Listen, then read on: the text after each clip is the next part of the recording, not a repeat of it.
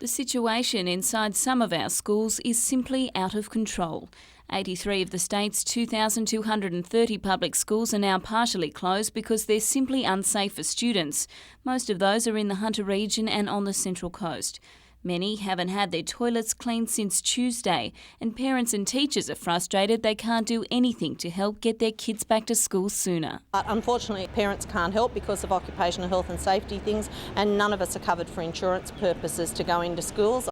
Some schools are struggling to control students who, in a bid to get time off, are taking matters into their own hands. A handful of kids at Cardiff High tore up notes about class arrangements during the strike, scattering the paper around school grounds. At Warners Bay High, students were forced to clean up the mess left by a food fight. There are even reports that at one school, children spread faeces on toilet walls, all so classes would be cancelled. Principals are assessing the situation at individual schools on a daily basis. Jessica Phyllis, NBN News.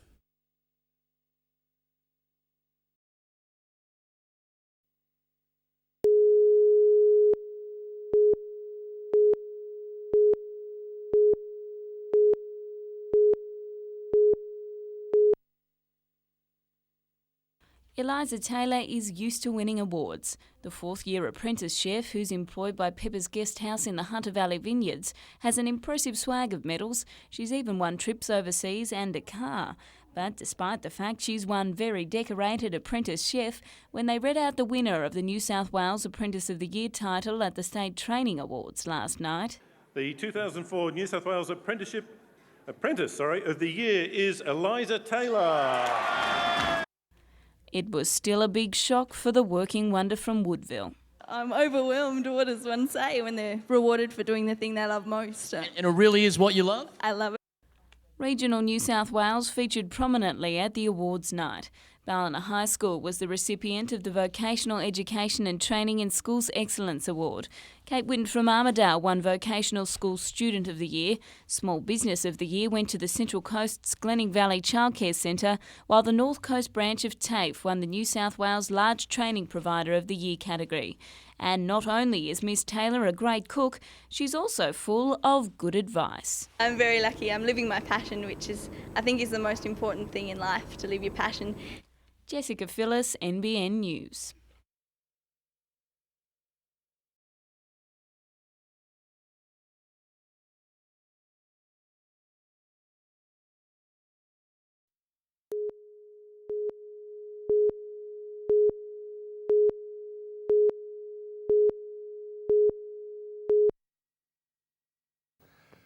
Well, this is what we've been waiting for, the first week of the semi-finals with 4 great games telecast live right here on NBN. Starting tonight, there'll be no tougher one to pick than the Panthers-Dragons match. Now, Penrith have an amazing record at home in recent times, which will make it tough for the Dragons, but they've beaten the Panthers twice this year, and the fact they're coming off a bye with a full roster of players, including the return of Luke Bailey on the bench, the Dragons can beat anyone on their day, and the fact that the Panthers, Luke Lewis and Joe Nellavale, are late withdrawals, I'm going to tip the Dragons. Now, 2 games on Saturday. The first one kicks off at 6:30 at Suncorp Stadium between the Broncos and the Storm. Melbourne haven't beaten the Broncos since 2001. However, both teams have a host of players coming back. Now, for the Broncos, Lockyer, Berrigan and Carroll, and for the Storm, Alford, Slater and Kearns and Kearney. I can't see for the life of me that Gordon Tallis is going to go out on his last game at Brisbane anything but a winner. I'm going to tip the Broncos to win that one. Second game on Saturday starts at 8:30 when the Bulldogs take on North Queensland. Now, most people are tipping the Cowboys first time in the semi-finals to be a short one, but the momentum and emotion behind their quest and the amazing scenes of support from the North Queensland community says to me that this game is going to be very close and very intense and not far off an upset. I'm tipping the Bulldogs, but it will be a little bit closer. Now, the final game on Sunday, the Roosters and the Raiders at 3:30. Canberra hasn't beaten the Roosters at Aussie Stadium since 1995. Injuries to Daviko, Wiki and a suspended Wolford ensures, in my mind, that the Roosters will also get a victory. It's going to be a great first week of the semi-finals. Enjoy it. I'll see you all next week.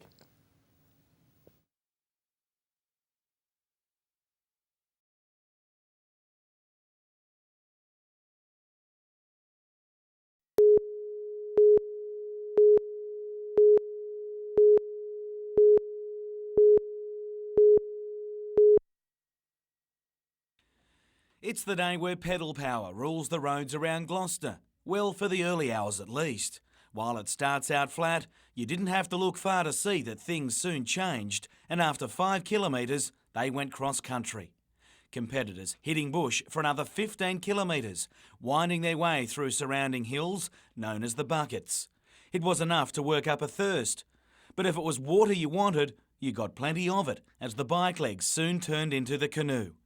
At least it was downstream for the 9-kilometre stretch along the Barrington River. Enough time for Stu Adams to open a healthy lead. Wagga's Tim Doyle wasn't far behind, but when Adams began the final run leg, it was going to take a big effort to reel him in. Brisbane schoolteacher Narelle Ash was dominating the female section as well, but much of the field was only in the early part of the 10k journey back into Gloucester when Adams was finishing after 2.25 hours.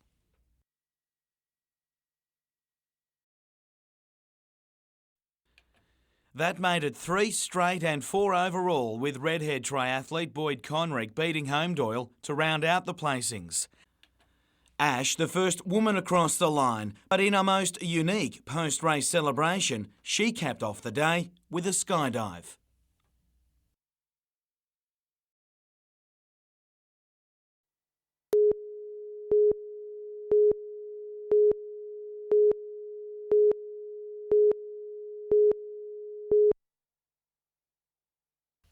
A week after it was first detected, the influenza outbreak continues to claim lives.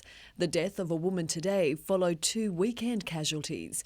Health authorities are stepping up action, treating all patients and staff at Bethel Aged Care Facility who haven't yet shown signs of the illness.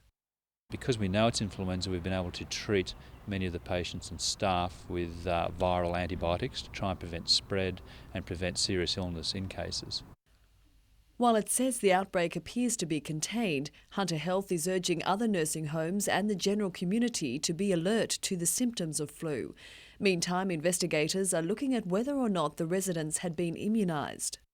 The residents have been transferred from a range of different nursing homes and settings, and so they don't have complete records at this stage to show vaccination status, but we are looking at that. Flu vaccination isn't 100% effective in the elderly, but Dr Dalton says it does provide them with much greater protection against severe illness or death. The nursing home is still closed to all but essential visitors, and it'll remain off limits indefinitely until health experts are confident the virus has gone. Natasha Bayersdorf, NBN News.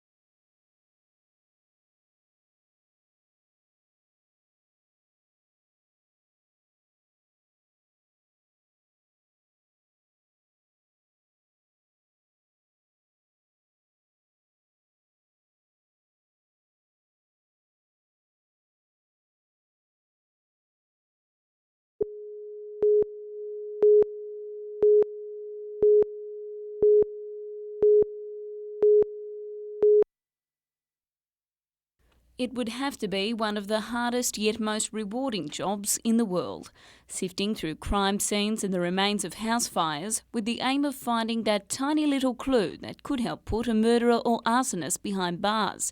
But after 31 years of crime scene investigation, Hunter Police identity Neil Raymond has had enough. It's time to hand back his field kit. And you can't blame the guy for tiring of it. He's been involved in investigating some of the Hunter's most publicised and gruesome murders. You'd think about the technical side of things. What do I need for court? What do I need? What have I forgotten? Can I do anything else to achieve the result? And you look past it like a doctor would. He's combed through crime scenes of the infamous Lee case, the Palm Grove hostel fire, and former abattoir worker Catherine Knight's gruesome murder of her de facto husband in Aberdeen. Considering all he's seen, it's amazing to think someone like Neil Raymond could still have such a sensational sense of humour. And I remember that one at Aberdeen. It was my birthday, and that was a good way to spend it. But it's not completely case closed. Quirky scientist, he's now volunteering for the investigation unit of the Rural Fire Service. Jessica Phillis, NBN News.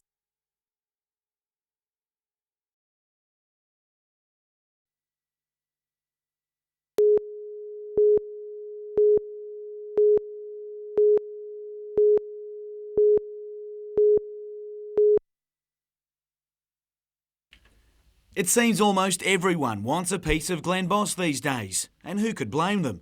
Booked to ride some of Australasia's most prized horse flesh this week alone, explaining how he'll fit it all in even gets him confused. I catch a helicopter back to Auckland on Saturday afternoon.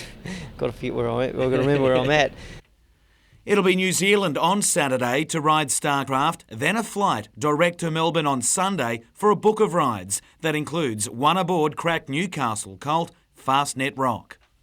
He's a very exciting horse. He's got a big motor. He doesn't really know what to do with his motor just yet, but you just point his head in the right direction. He says, "Let's go," and he lets go very quickly. But it's the next 2 days he'd like to feature in Newcastle. He won both the Cameron and Cup in 2001 and would love to repeat the performance. But it's hard to go past the top weight Shamika in tomorrow's feature. Well, not a champion mare, but she's won $1 million in prize money, carrying 57 at the top of the weights, and Darren Beedman to ride a Shamika. This is Gary Harley's trifecta for the Cameron, with Shamika, the one to beat from Sui May, and Oscar Warrior, while Thursday's Cup will also be hard to pick. I think the American mare Itemize is the one to beat. Lovely big mare.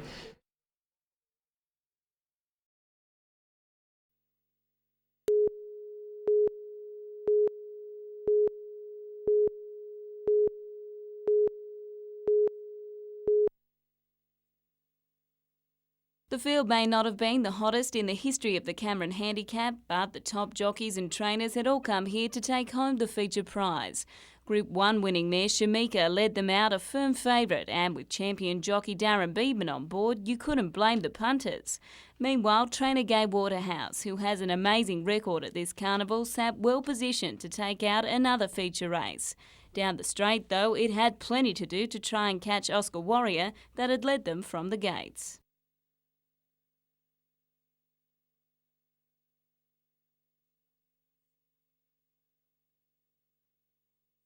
Gai Waterhouse had to be content with second as the Gwen Markwell-trained Oscar Warrior came home with the spoils. Meanwhile, winning jockey Danny Beasley, who only picked up the ride late, couldn't have been happier. I was fortunate enough to be one of the riders without a ride in the race and was snapped up by Gwenda, thank you. 7, 1 and 4 were the numbers you needed, with Oscar Warrior saving the bookies. Meanwhile, it was a class field that lined up for the final race of the day, the Hurricane, with the return of Newcastle horse Impaler.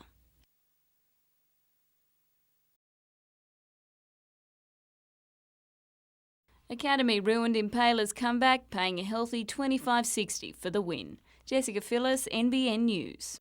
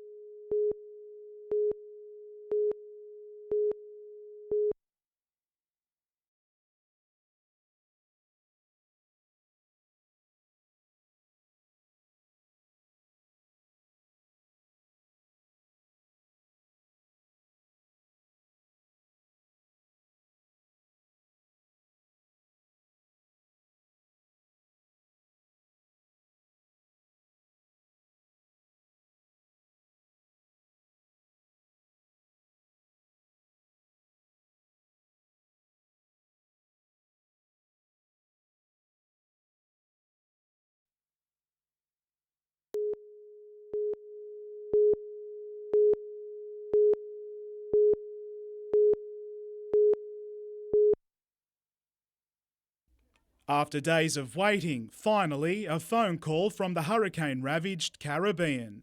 It was only this morning that Kim was able to get through to me, so after a week of anxiety, I felt much relieved, burst into tears, but I feel fine now that she's fine and I've spoken to her.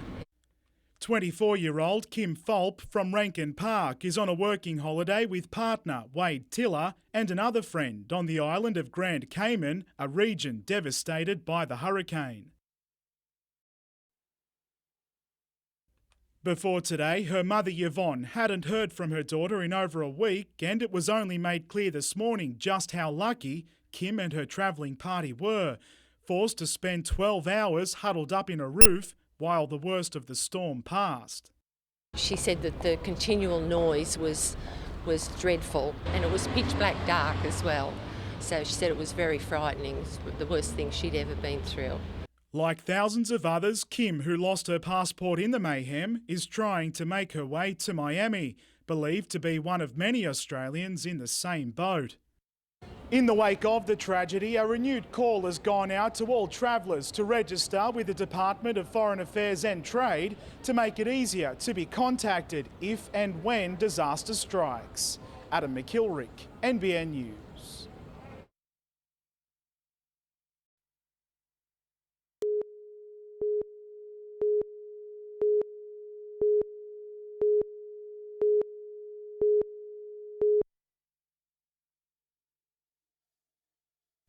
Some say it's like playing bingo, others prefer a different comparison. Well, it's like watching Lotto and hoping that you're going to win on the night. The way the ballot paper will look on the 9th of October was compiled today. 11 candidates have thrown their hat into the ring for Paterson, with sitting member Bob Baldwin 5 from the top. First-timer Giovanna Kazari features further down the list. I'm feeling very comfortable at the moment. You know, the draw is obviously, something that's interesting, but that's over now. In Hunter, MP Joel Fitzgibbon has pole position. However, a further 7 candidates will attempt to wrestle the seat from him. I think people are pretty discerning about their vote these days. They value it, and I think they think pretty hard about how they distribute it. Comforting words for Newcastle MP Sharon Grierson. Student Peter Robson, the only Socialist Alliance member in the region. Further south, 7 locals have put their hand up in Charlton, both major party candidates in the bottom half. And in Shortland, Jill Hall is second from the top, one of 6 to register for the race. Adam McKilrick, NBN News.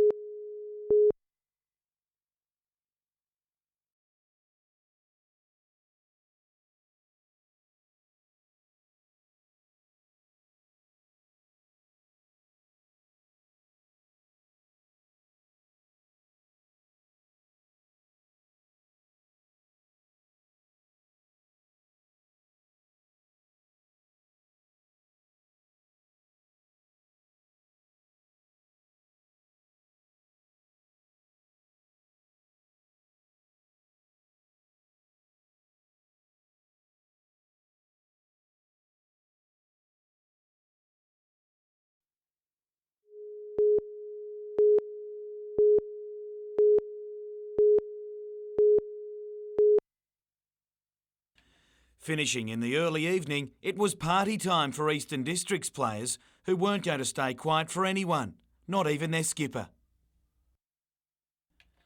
A sweet finish for a side who were beaten just once all season, but didn't they do it the hard way in the decider? Down 20 points to 11 at one stage in the first half, they clawed back to within 3 in the second stanza on the back of big defence and the boot of John Reynolds. Then the match winner came through number 8 Mark Tafua, who was now being targeted by Maitland Rugby League. From there, it was all about hanging on and keeping Wanderers out. And after 80 gruelling minutes, Easts were home. For the third time this season, they beat Wanderers by 2 points.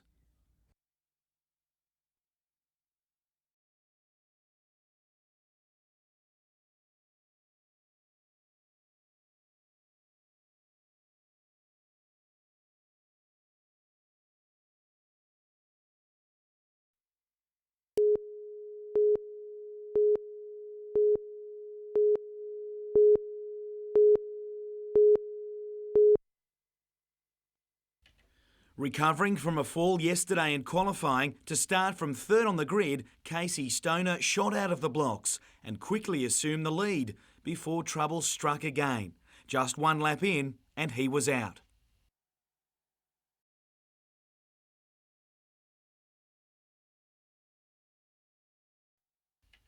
Forced into the pits, it was a broken gear linkage that was the culprit.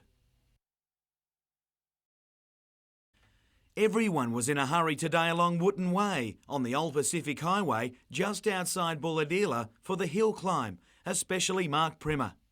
The biggest field for a state round was on hand for the 1,100 metre journey up the track that may just host the National Championships in 2006.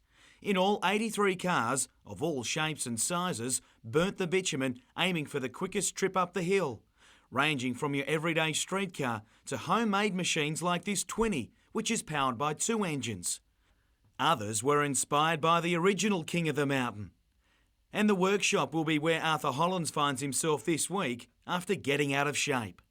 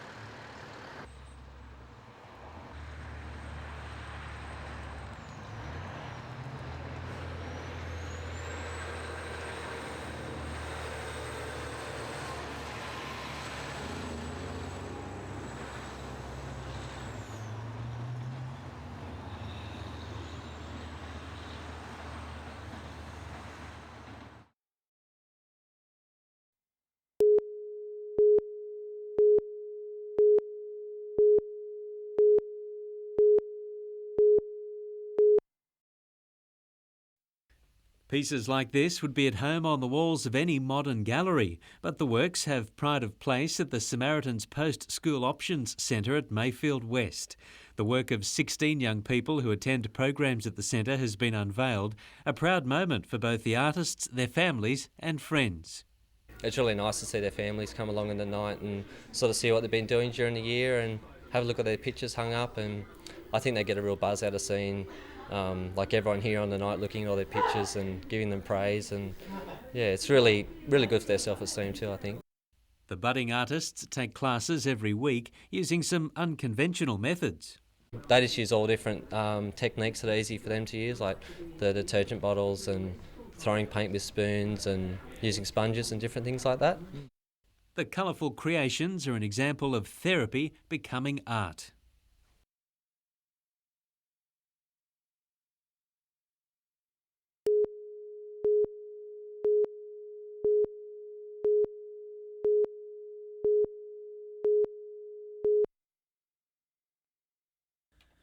The Pirates have enjoyed little luck in the injury and illness department this year, and it's only the pre-season. But inaugural club MVP Geordie Cullen has overcome an infection and can't wait to return. I've got to get my legs back. 2 weeks off might not mean a lot, but in basketball terms, that's a long time. With Ben Melmoth also due back, Hunter will meet NBL champions the Sydney Kings on Wednesday night at Broadmeadow in what should be a real test of their strength ahead of the season proper. Nothing more than taking on champs. You got to be hungry. Yeah, going up against Kings, you always bring something better, pre-season or not. To racing, and Newcastle-trained galloper Fastnet Rock, seen here racing in the all-black silks and cap, remains on track for the Group 1 Caulfield Guineas despite his unlucky run in yesterday's prelude. Boxed in until the 200, jockey Glenn Boss finally got a rails run, but he couldn't catch Tirade over the closing stages to finish second.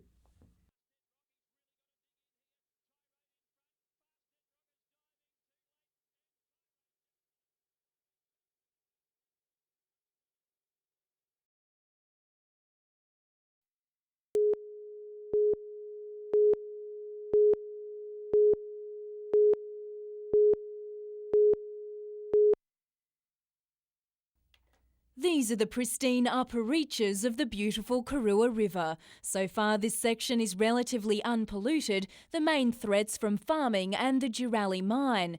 This group of students from Strait and Booral all live in the Karua River catchment system, and today their much-loved river became an outdoor classroom as they tested the health of the waterway at several points.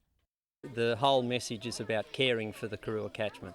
It's very important for Karua, Port Stephens, Nelson Bay and all the other little places along the river that derive their income and their recreation from the river.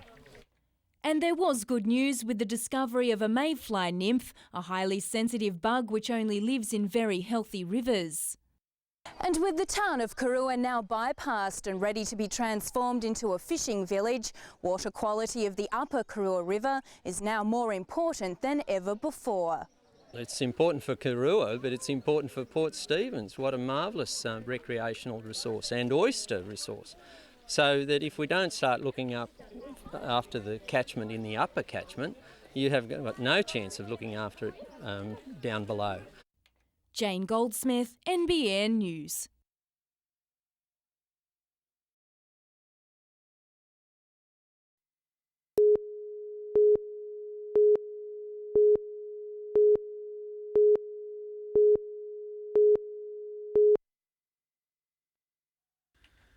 After 5 years based in Canberra, how could you argue with Justin Norris's move back to Caves Beach, given the day today? It'll soon be home for good as the expectant father sets up closer to family. Looking for a new home, he still hasn't found answers after a disappointing Olympic campaign where he failed to reach a final in his 3 events. Even now I'm still a bit up in the air about really what happened, and in a way it sort of feels like a bad dream, but it's really only because I had that much faith in what I was doing. It's that faith which will now drive him towards the 2006 Commonwealth Games in Melbourne after shelving plans to quit top flight swimming. I definitely thought about it, but as far as my performance at the Olympics, that wasn't really the swimmer that I am and that I've trained to be, so I really don't want to go out like that. Turning full circle, he'll return to where things all began, at the Hunter Swim Club. A rising star of the pool continues her training at Warners Bay. 11-year-old Jessica Legg returned from the State Short Course Championships with no less than 5 gold medals, a silver and 2 bronze. It could have been more, only the Novocastrian club swimmer withdrew from another final due to a dose of the flu.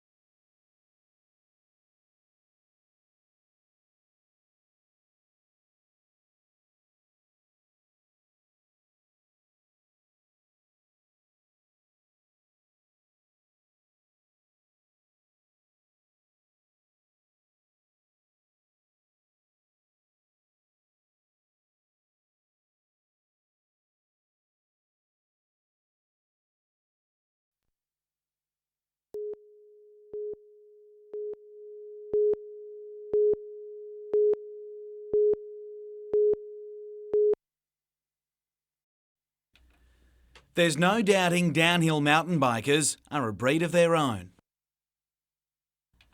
Having won 4 of the 5 earlier rounds, Hunter Club's Adam Smithson raced the final event of the State Series with a broken wrist to play second and wrap up the elite men's downhill title. I didn't decide to race until I'd actually seen the track. I saw the track, I saw it wasn't too hard and made a bit of a judgment call. No broken bones for Emma McNaughton. Instead, her second Elite Women's State Series title after she won all 6 rounds. Like Adam, she now gears up for the Nationals, with first stop in Cairns in November. Quite interesting actually, because there's a girl from Cairns that is my main competitor, and I'm actually really looking forward to sort of seeing how I go compared to her. She's been overseas racing. But it's hoped their home track of Heaton, that's cut into the state forest near Freeman's Waterhole, will also join the Australian Series as a venue. It's certainly a favourite place for the pair, who both won on the track last month. That would be absolutely awesome. It's one of the best tracks that I've ever ridden. Hunter Club officials are meeting with National Series delegates this weekend.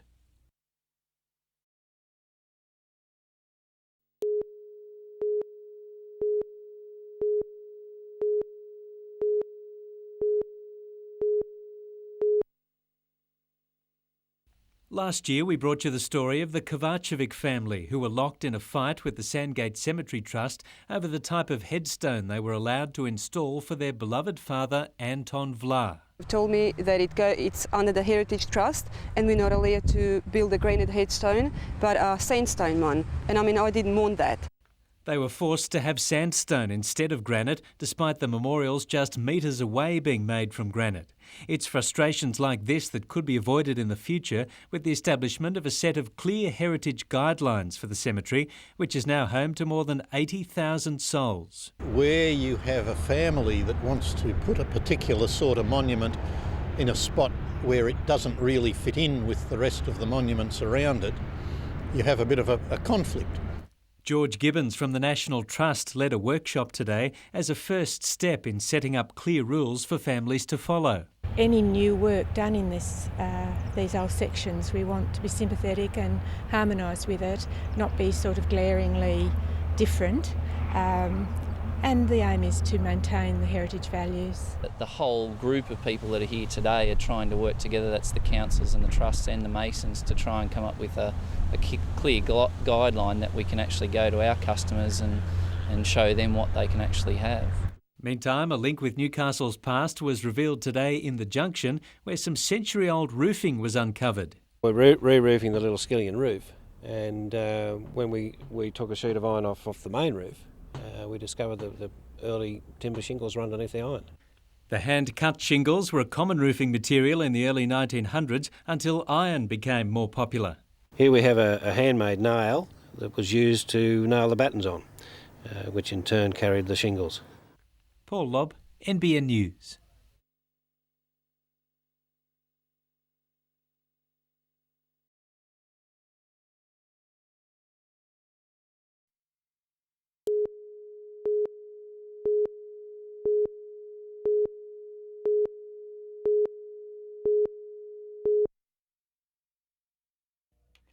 Marika Enderley says it was her father's dying wish to see his beloved St Helena estate reach its ultimate tourism potential while drawing on its rich French heritage.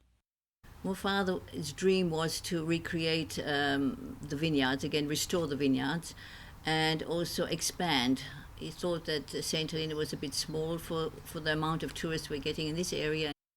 With business partner developer Hilton Grujon, the Enderley sisters have planned to build a village replicating a little piece of France across these 54 hectares of rolling hills. The plan includes 190 residential lots, along with apartments, a guest house, a village square and a church. The entire village of St Helena will be surrounded by grapevines, returning the estate to a commercial vineyard. The man that built St Helena was a Philippa Terrier, and he had grown wonderful wines here in our paddock, and they won gold in 1882. The rural land will need to be rezoned, but it seems there's plenty of support from Mayor Peter Blackmore. It would be the single largest tourism venture which we have experienced in Maitland, $120 million, 500 jobs.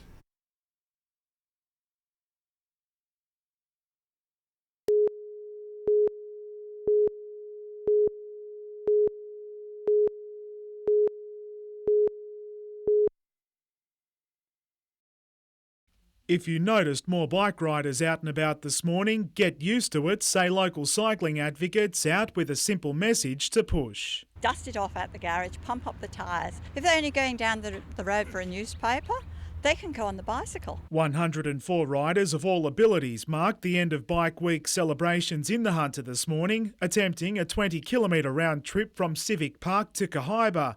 Cycling groups are using the Fernley Trail as a selling point to encourage more people to put foot to pedal, although it's hard to believe why anyone would want to share this. The next 3 kilometres of the Fernley Trail is due to be built by Christmas. Adam McKilrick, NBN News.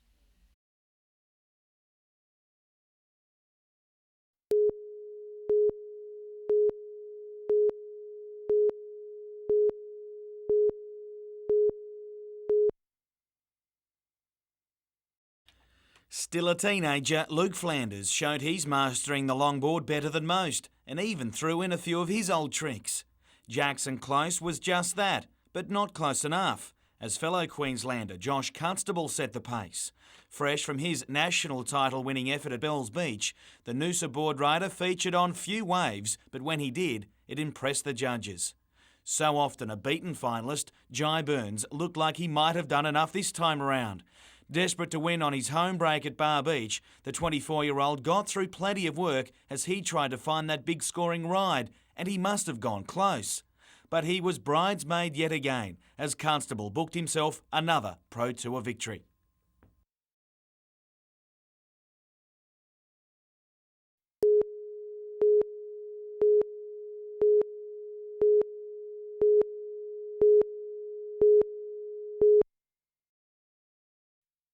On a wet night in March 1997, Dorothy Cubbin and her daughter Marie were killed when their car aquaplaned on a wet highway at Swansea, south of Newcastle. Their family claimed it was a poor section of road that claimed their loved ones and sued the Roads and Traffic Authority for shock and suffering as a result. After 7 years of campaigning and court battles, the Supreme Court of Appeal has awarded 3 family members a total of more than $250,000 compensation. I just cheered and I thought it was just such a relief, like something lifted off my shoulder and all that. The RTA admitted negligence and has since upgraded the road, but for the Cubbins, it's the end of a long and sad chapter in their family history. No, fight on for Marie to prove her innocence, and then we had to sort of more or less to prove ourselves. Jeff and his family hope they can now get on with their lives. Paul Lobb, NBN News.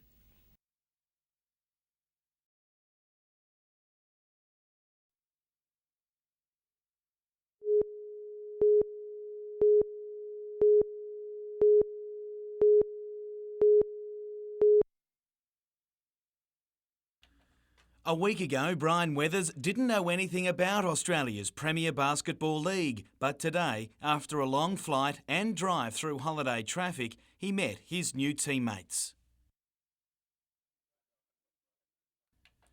The 23-year-old, a late replacement for Clayton Shields, who returned home with a health complaint, but the young guard has a solid grounding, 4 years at the University of California and a year in China.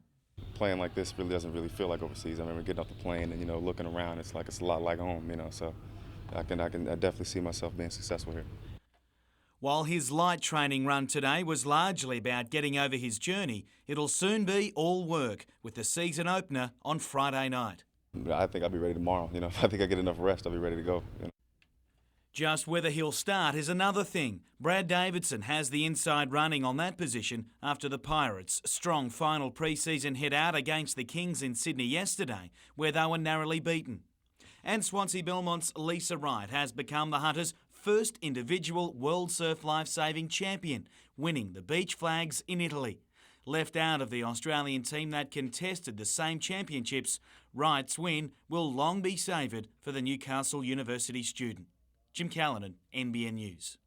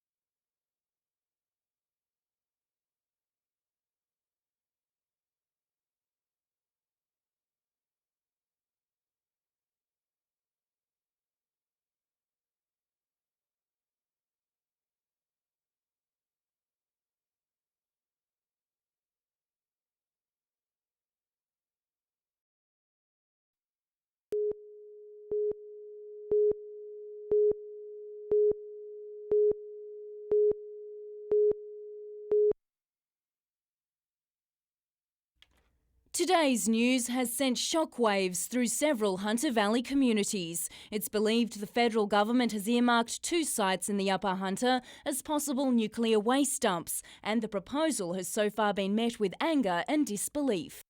Well, it was really one of shock because it's the first indication that we'd ever had when we heard the media reports this morning, but had no discussions with any government department about it, and so it came like a thunderbolt out of the blue.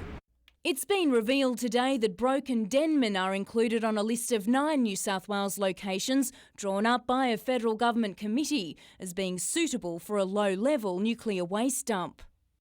Well, if it's low level and it's not dangerous to the community, I see no reason why defence land in the national capital couldn't have been selected to dispose of it. This land at Denman, right next to Rosemount Winery, is one of the proposed sites owned by the Australian government and currently used as an ammunitions base. The other site identified is at the southern end of the Singleton Army Base.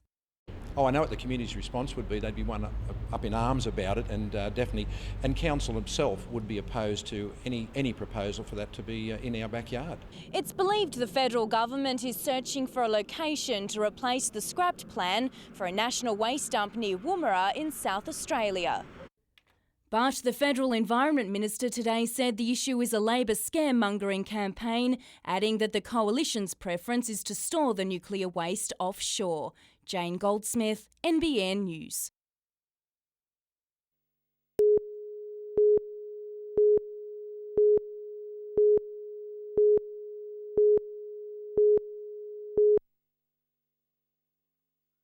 Lee Sterry guided the Newcastle Breakers to 8th and 7th placings in the national competition before coaching Newcastle United in its first year. Dumped by Newcastle, he coached Marconi to a 7th finish and then took the Olympic Sharks to minor premiers. He's now landed the top job in Fiji. Well, basically coaching the national team, the national under-20s and the national under-17. So all the national teams of Fiji will fall under my banner, as well as I'll be heading up the coaching and development for the whole nation. He'll coach a familiar face in Asala Massey, who was dumped from Newcastle last season, now playing for Sydney Olympic, but who remains a Fijian national player. And how will Sterry feel about taking on the Aussies? Well, my first game against Australia will be in January when I play Postacoglu's under-20. So, you know, it'll be sort of, I don't know how it's going to be really, playing against my own country, and certainly I'm Australian through and through. The coach flies out for Fiji on Friday.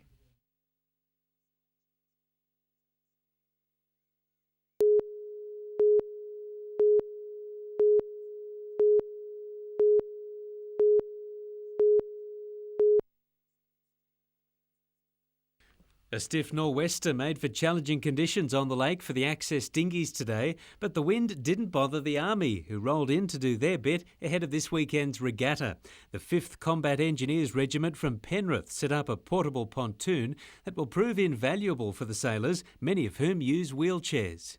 The pontoon's going to be put on the end of their wharf, and it'll assist them in putting the disabled sailors into the boats, as the water up that end is deeper than the water down this end. The floating roadway normally carries much heavier traffic. It's used for armoured personnel carriers. It'll cake the weight of an armoured personnel carrier. We use it for trucks, Land Rovers, whatever. It's a wonderful thing. We can't thank them enough for what they've done, and for the fact that it's here, and it makes it so much easier for us. Sailors from Japan, Singapore, Malaysia and all over Australia will take part in the championship that gets underway on Saturday morning.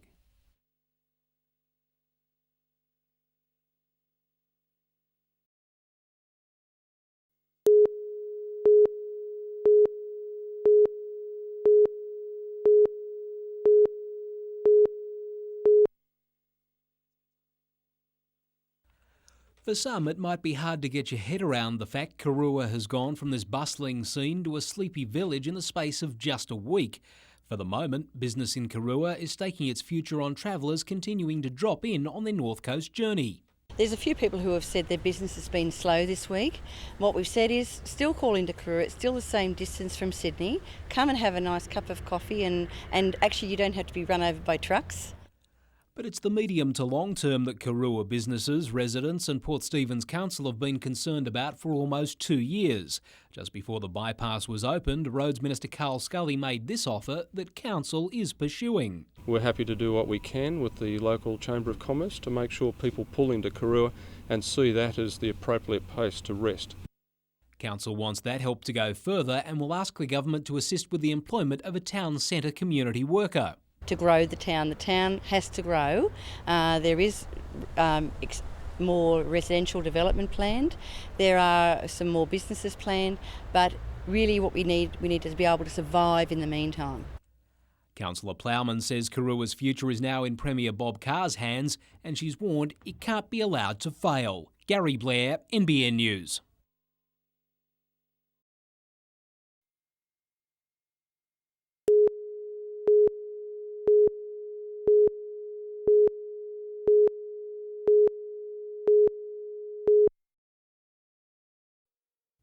It's the pinnacle of a university student's academic career, and for many it's recognition for several years of hard slog in their chosen field.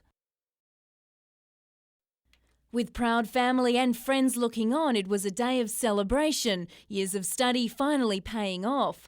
Among the graduates, PhD student Terry Burns, who's undertaken a very different study which aims at making science shows more entertaining and educational for students.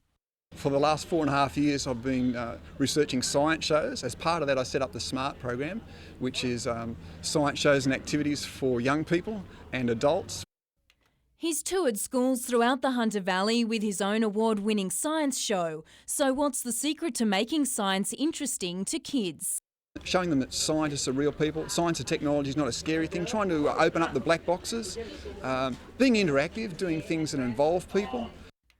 Meanwhile, many would recognise this famous Novocastrian who was awarded an honorary doctorate this afternoon.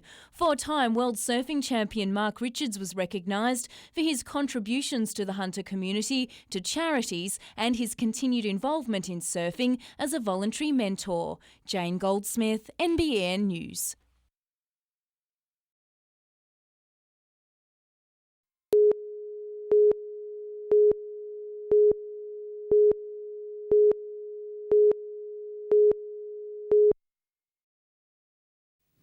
Well, it's the grand final everyone expected, the Bulldogs taking on the Roosters. Now, the big news for both teams, they have injury and suspension problems. It's well documented about Steve Price and his knee injury. And on Wednesday night, a big shock for the Roosters. Luke Ricketson was suspended for 3 weeks for striking and he will miss the grand final. Let's have a look at the teams and see how they shape up. First of all, the Bulldogs, and Sherwin's kicking game has been outstanding in the last 2 weeks in particular. Braithen Astor seems to be feeling no ill effects from that sternum injury, and that's important for the Bulldogs' left-hand edge in attack. I love the combinations of Willie Mason and Andrew Ryan, who have made more line breaks than any other second-row partnership in the competition. But for mine, the Bulldogs have more impact players, they have more damaging runners and a slightly better bench. The Roosters have a number of great strengths, but their best attributes, I feel, are their extreme fitness and their discipline as a team. They're ruthless. I'm looking for big things from English prop Adrian Morley. He's a big game player. Anthony Minicello and Brett Finch also will have a big impact. But of course it is Freddie Fittler's day, and I expect the emotion of that and the memory of last year's grand final loss to give them the edge, and I think they can take it out for 2004. Now let's remember there have been plenty of great players who will retire for 2004. Freddie Fittler, of course, is one. Gordon Tallis, Ryan Girdler, Martin Lang, Matty Parsons and of course Robbie O'Davis as well, just to name a few. But they've all been great players and left us with tremendous memories. All the best to those guys. Enjoy the grand final on Sunday. That's it for me for 2004. I'll see you next year.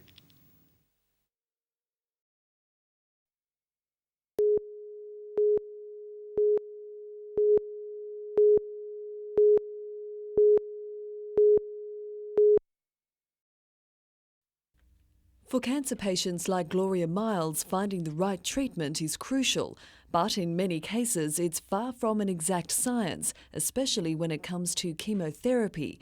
Patients can suffer a wide range of potentially serious side effects to various drugs. Different individuals have different sensitivity to the drug and therefore different side effects. Scientists at the Hunter Medical Research Institute hope to soon be able to predict and prevent such reactions. To work out from a patient's genetic makeup what is the ideal dose of a drug, or in some cases what is the ideal drug to give them for the treatment of their cancer. Researchers here are focusing on colorectal cancer, but their work could have much wider significance in helping to tailor treatments. Certainly different cancers and possibly all sorts of different diseases. This research project is one of many to be discussed in Newcastle over the next 2 days as HMRI stages its inaugural cancer conference, bringing together top Australian and international medical minds. Natasha Bayersdorf, NBN News.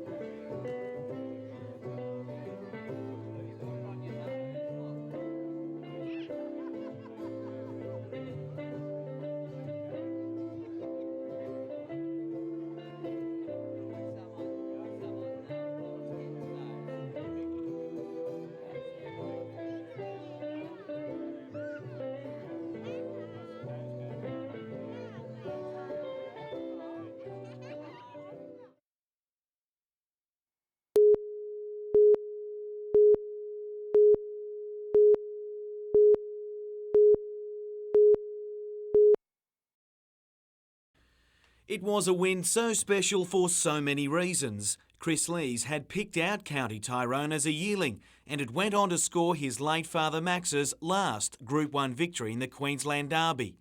On Saturday, Chris prepared him for the Metropolitan and claimed his first Group 1 victory as a trainer.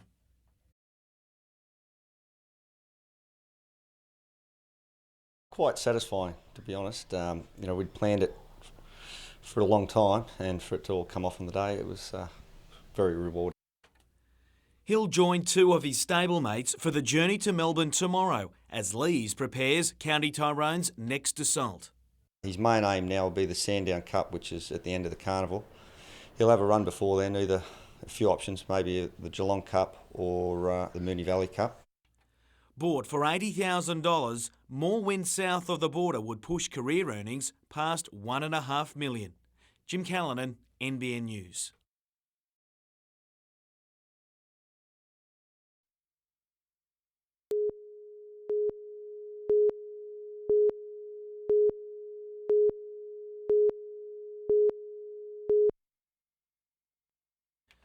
After the year Travis Lynch has endured, catching time on his hometown break of Merewether has been a rare treat. And given the conditions today, he was hardly going to knock back the chance for a ride. It was his first full day home after the final Australasian Pro Junior event held at Bells Beach, where he just missed the final but still finished 4th overall and good enough to reach the Worlds. Yeah, I was pretty disappointed last year. I had a bit of a shocker last year, ended up 7th, so I missed out by one spot, and now I'm really happy to make it. The World Champs will be surfed at Narrabeen in Sydney, the same break he'll surf this weekend in the final competition on the Australasian Pro Junior calendar. Something of a specialty event, it carries no points, instead $7,000 prize money and prestige. Kelly Slater's won it, Tom Carroll, I think Matt Hoy's won it as well, so no, everyone's really keen to do well, and there's a bit of prize money as well. Getting a feel for the Narrabeen Waves will be just as important, given a top 2 finish at the Worlds will mean a seeding for the tough World Qualifying Series, the tour he'll join full-time next year. Jim Callanan, NBN News.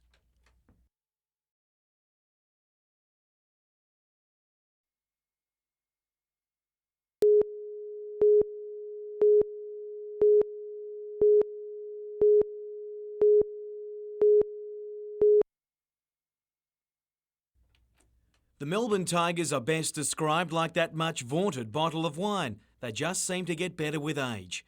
With Gaze, Bradke and Copeland again featuring on their roster, they'll hit town this Friday to play the Pirates. I think they're actually running their stuff, as they call it, better than I've seen them for a long, long time. In saying that, the coach believes he has the firepower to stop them, given Hunter has one of the biggest group of backcourt players in the league. You don't have to look far to see who he'll be calling on to shut the Tigers down. The challenge is obvious, but co-captain Ben Melmoth can speak for the team in saying he can't wait as the Pirates continue building their own combinations. There's a few things offensively we need to sharpen up, but as far as the big thing we need right now is just time together. Time has been the best thing for Brian Weathers. Rushed into the team last week, only days after arriving from the US, he's now overcome leg problems and jet lag to finally feel settled. I had a rough day. The other day was, with the cramps, after the game, and then the day after that, I was a little under the weather. But, I pretty much got it all out of me now.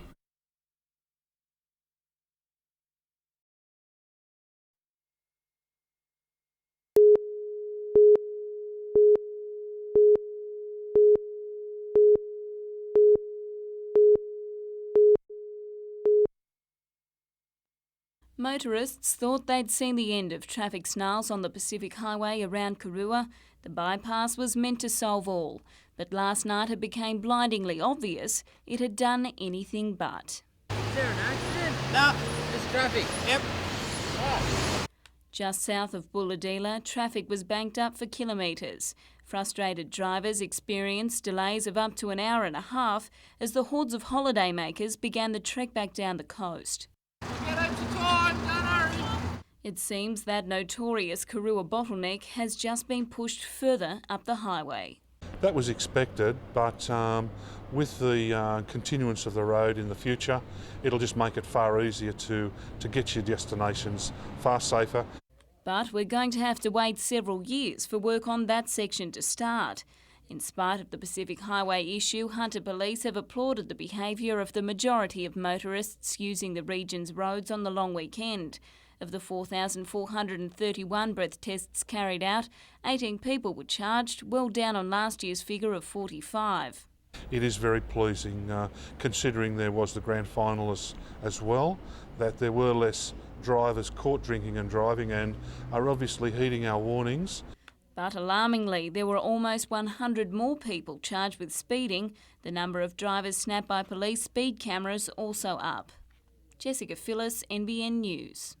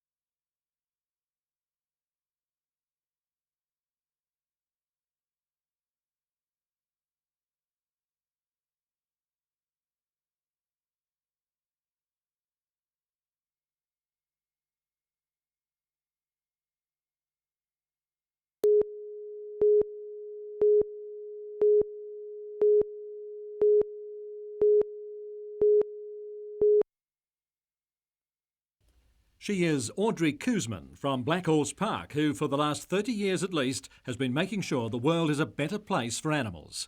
Seen here 10 years ago releasing koalas who'd been nursed back to health after a bushfire, Mrs Koosman now says she's turning her attention to the bigger picture. Sometimes I think we do a band-aid treatment where we bring them in and we look after them, we care for them. But if you don't have the habitat to put them back in, I think that we need to really address it. Audrey Koosman is the president of the Hunter Region Native Animal Trust Fund, a position which has seen her on countless committees campaigning for a better deal for Australia's wildlife. So widely is her work known that her nomination for today's award actually came from England. In one of 5 such ceremonies around the country today, this accolade was handed over by the Asia Pacific Director of the Fund for Animal Welfare, Mick McIntyre. She's dedicated her life to working with animals, and so it's my great pleasure to give her a Lifetime Dedication Award for this year's I4 Action Awards. Thank you. Thank you. Thank you very much.